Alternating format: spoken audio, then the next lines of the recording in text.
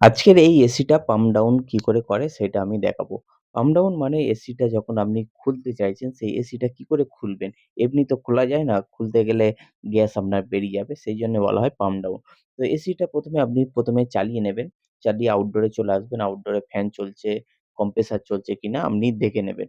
তা যখনই compressor fan starting হয়ে যাবে তখন আপনার গেজ মিটারটা লাগিয়ে নেবেন।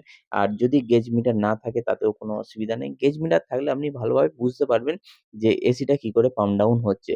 আর যদি না হচ্ছে আপনাকে আনজাতে করতে হবে। তো দেখুন, ধরে নিন এই জায়গায় আমি গেজ মিটার লাগাচ্ছি। আর যাদের নেই তো গেজ মিটার লাগানোর কোনো দরকার নেই। গেজটা লাগানোর সাথে আপনার এসিতে কত প্রেশার আছে সেই প্রেশারটা আপনি পরিমাপ করতে পারবেন। গেজটা থাকলে আপনি বুঝতে পারবেন কি করে পাম্প ডাউন হচ্ছে। এটা দেখা যাবে। আর গেজ না থাকলে আপনাকে আনজাতে লক করতে হবে। তা আপনার যে ভাল্ব আছে এসির যে ২ টো ভাল্ব আছে, একটা মোটা ভাল্ব আর একটা সরু ভাল্ব। আগে সরু ভাল্বটা অফ করতে হবে। সেটা ওপরে থাক বা নিচে থাক এইটা আপনাকে মাথায় রাখতে হবে যে এসির সরু ভাল্বটা আগে লক করতে হবে। তা আমরা ডেড ক্যাপ গুলো খুলে নিলাম। খুলে দেখুন আমরা যে সরু ভাল্বটা আছে সেটা ভাল্বটা আমাদের ওপরে আছে। তাই জন্যে আগে ওপরে অ্যালান কি দিয়ে লক করে দিচ্ছি। লক করার সাথে দেখবেন কাঁটাটা পুরো মাইনাসে চলে আসবে।